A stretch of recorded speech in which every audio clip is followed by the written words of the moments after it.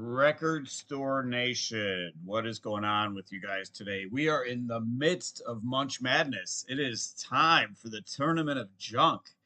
It is all consuming. It is so important. It is the 15th annual Tournament of Junk. So, taking a break from that to record this episode of The Record Store. Thank you for joining us today. You know the deal with the Record Store. Well, first off, before we get to the deal of the Record Store, we got to thank our house band Squat Brigade for playing us in there. They are amazing, Squat Brigade. Getting to see them this summer. Looking forward to that. They're going to be at that place, Northerly Island. I love that place, Northerly Island. It's like impossible for me to say it, but I love going there. It's a great venue to see concerts on the lakefront in Chicago in the summertime. So this is the Record Store. This is episode 55. 30 Seconds to Mars is the band that we're covering this time, and the name of the album is A Beautiful Lie. So we'll get back to them in a second, but just again, as you know, the premise of the Record Store is I grab an album at random, and we talk about it. It could be an album that I've listened to a million times. It could be an album that, because I'm so obsessive about buying music and buying the physical media, like people like to call it, there might be some albums in my collection. There might be more than a few that I have never even listened to. And so this happens to be an album that I had not listened to. So it was a gift. Beautiful Lie. It was a gift that I got last Christmas, and I had not had a chance to listen to it yet. So it happened to be the draw this time. Um, 30 Seconds to Mars. Interesting band. I did not, I heard the name vaguely, had heard the name of that band, and I knew vaguely who was in it, but I never really knew anything about these guys. So I know Jared Leto as an actor, but I never knew that he had a band really. I kind of, in the deep in the back of my mind, I knew this guy had a band. So I heard about it and I'm like, yeah, whatever. It didn't get that much play, but apparently I was wrong. I'm not gonna poo-poo this album like right off the top just because this guy's an actor. You know, there's a long history of actors that sing, sometimes great, sometimes not so much. And I mean, I'd be hypocritical if I said I wasn't going to give this guy a chance because I love Rick Springfield. And Rick Springfield, to this day, one of my favorite artists. And of course, back then he got, looked at and cast aside because he was on General Hospital and he was an actor. But before he was an actor, he was a musician. And so that's why Rick Springfield really did have the chops and he just happened to act on the side. And that's kind of how he broke through. So I'm not gonna like immediately discount Jared Leto because he's an actor. There's a whole list. I made a list of a couple that came to mind. Eddie Murphy had a couple great, really great songs. Jack Black has made some good music too. And I remember as a kid, I remember loving Cheryl Ladd from Charlie's Angels. I actually had a couple albums out, and I actually loved Cheryl Ladd back then. I don't know if I listen to it now, I may not appreciate it as much. But Cheryl Ladd was, smoking hot back in the day, and she could actually sing. But then you've got your Donnie Most. That's the one that came to mind. The Ralph Malph from Happy Days had an album out, and I think Anson Williams, I think Potsy also had an album out. So those guys get out of my face. William Shatner, of course, had music, which is of course garbage. And David Hasselhoff. So these are some names. So it could go either way with actors. It could go either way. There could be some really good music, and could be some really crappy music. So I had never seen, and I've also never seen a Jared Leto movie for that matter. So I just remember he accepted his Oscar, I don't know how many years back, dressed really weird. He was dressed really weird, but that's all I remember is he won an Oscar for something a few years back and he looked really odd coming up on stage to accept, but hey, the guy's good enough to win an Oscar, so I mean, you got to give him a shot, I guess. So I'm open-minded on this. I'm open-minded on Jared Leto and his band, his vanity project or whatever you want to call it, 30 Seconds to Mars. So the band, I did my homework as usual. They formed in 1998. It was Jared and his brother Shannon Leto who plays drums. Only two consistent members throughout. As we talk about many times on TRS, it's a revolving door of membership in certain bands, and this was one. So those two guys are the only two, the Leto brothers. So I'm thinking, Shannon, man, you're on the gravy train, dude, because your brother is a big star, a big Oscar-winning actor. So Shannon's going to do everything he can to stay latched on to Jared for sure. So I'm looking this up. These guys have 6 albums. I'm like, who knew these guys have 6 albums? 30 Seconds to Mars, or I'm sorry, 30S2M, I think is what I'm going to be calling them. That is really awkward to say. It's almost easier to say 30 Seconds to Mars. So anyway, so they have 6 albums out. Debut album was self-titled, came out in 2002, got really good reviews, had hardly any sales. Beautiful Lie, the album we're going to talk about today, is actually their second album, and that was their breakout album that they broke through in 2005. Um, for the most part, the critics love these guys. A little bit of hate here and there, but there was very little, and it was for the most part the critics really liked these guys. They did a number of sellout tours. They've sold over 15 million albums worldwide. So Jared, for the most part, Jared Leto writes most of their songs. He says that they are very deep and very personal. Um, this particular album was recorded on 4 continents. Amazing, just 4 continents. So I'm thinking Antarctica. No, they had to accommodate his acting. And so, because this was recorded while he was filming movies, they had to record this all around the world to make this album take place. So this album, A Beautiful Lie, has sold over 4 million copies, had a number of singles come from it, starting with Attack and The Kill, were two of the big songs coming from this album. So they've had a something of an interesting history. I don't know if I want to call it tumultuous, but they've had some contract battles, some legal battles with record companies. Members have gone in and out for various reasons.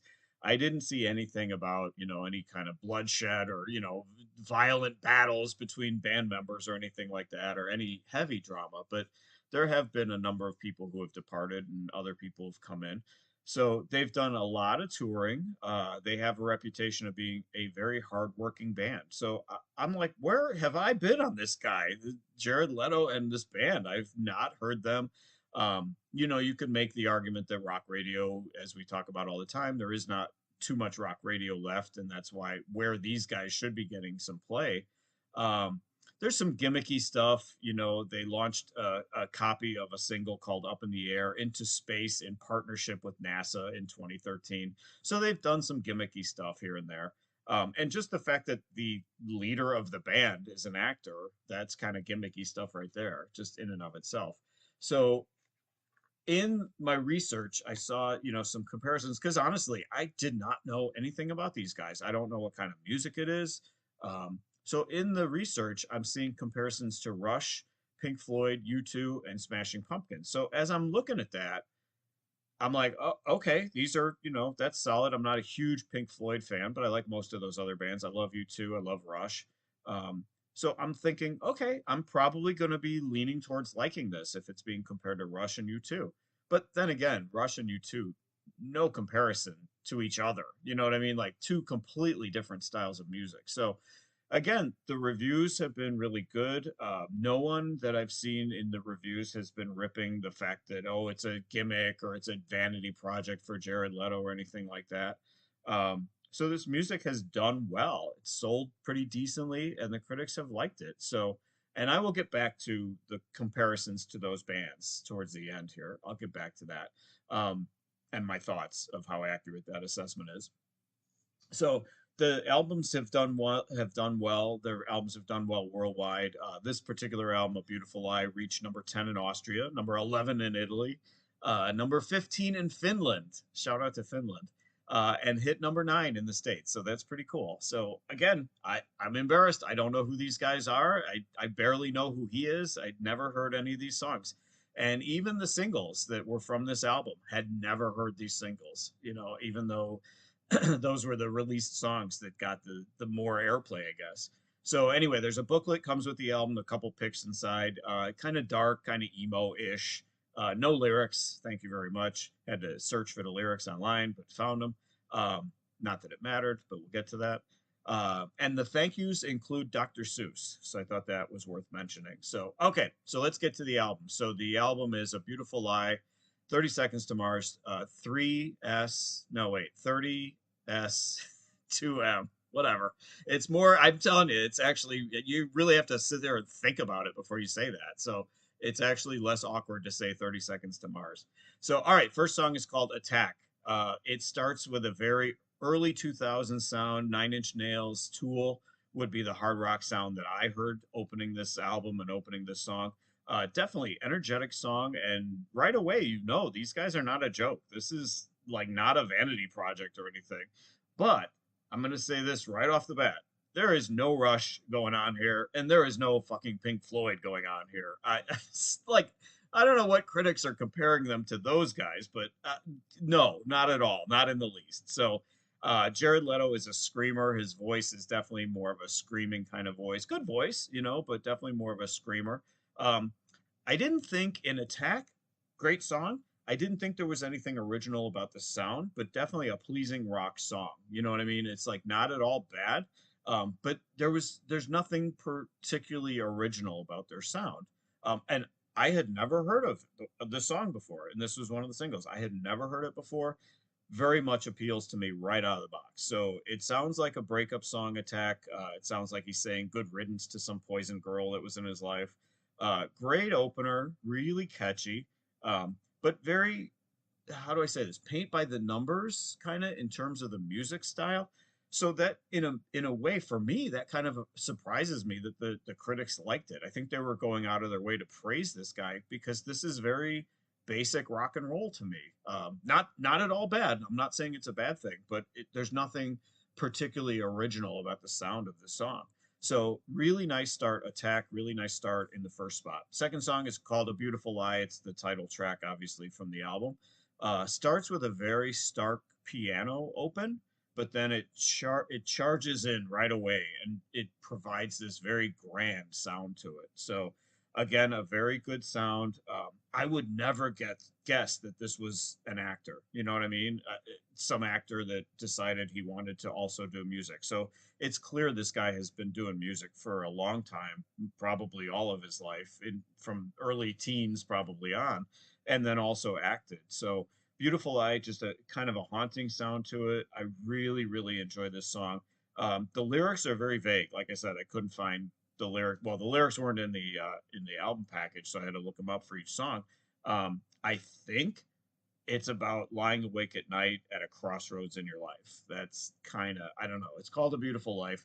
That's kind of how it came across to me. Like I said, this guy's lyrics are extremely vague. That's one thing that throughout this whole album, I'll probably say the word vague. Take a shot every time I say the word vague because I'm going to probably say it on practically every song here because there's none of these songs are very crystal clear as to what they're about. He's saying personal, and about his life and stuff. So I'll take that at face value, but it's hard to tell exactly what they're about. So second song, excellent song, Beautiful Lie at number two. Third song is called The Kill. I think that was one of the other singles that came from this album. Again, very melodic hard rock song. Uh, Leto says this song is about confronting his fears and confronting your fears. So he really screams it up here. He totally that like I said, that's his voice. I don't know how they got such a reputation of being such a hard touring band because man, to do the screaming that this guy does in the songs, that on a night in and night out basis, that's got to be hell on his voice because he really does scream it up so much in these songs. Um, I'm getting like now that we're on the third song, I'm getting kind of a male Evanescence sound from these guys. It's which is a great thing. I love Evanescence. Very strong connection there. I don't know that they toured together or anything like that, but definitely very similar genre. Like again, the people that said Rush and Pink Floyd, have you ever heard of Evanescence? Because that's really more what these guys sound like. The Kill, just another really great, emotional, really good, strong song from 30 Seconds to Mars. 30S to M. That's what they are. All right. Fourth song is a question. It's called Was It a Dream? So it starts with a thunderstorm backdrop. In fact, there's a thunderstorm. You can hear a thunderstorm sound effect throughout the song, predominantly at the beginning and at the end. So again, another haunting guitar kind of open, very spare drums on the open of this. About a relationship that has ended, probably in an ugly manner. It's what I'm picking up from it. He's singing, "Was it a dream?" That's the name of the song. He's asking, "Was it a dream? Did that really happen? Were we really together?" That kind of mentality throughout the song. Um, it seems like he has mixed emotions, like like all he has now is a picture of her, but he's better off now in this stage of his life, something like that. So I guess, rich and famous actors go through it too. So anyway, Was It a Dream? An interesting song. Again, extremely vague. You don't really know for sure. But a fun, how do I say fun? Not fun song per se, but a good song. Let's put it that way. A good song in the fourth slot. So, all right, we're going to take a break. We're going to pay some bills and get to our sponsors here that we thank very much for keeping the lights on. And we'll be right back with side two of A Beautiful Life by 30 Seconds to Mars. Be right back at the record store. Stay with us, guys.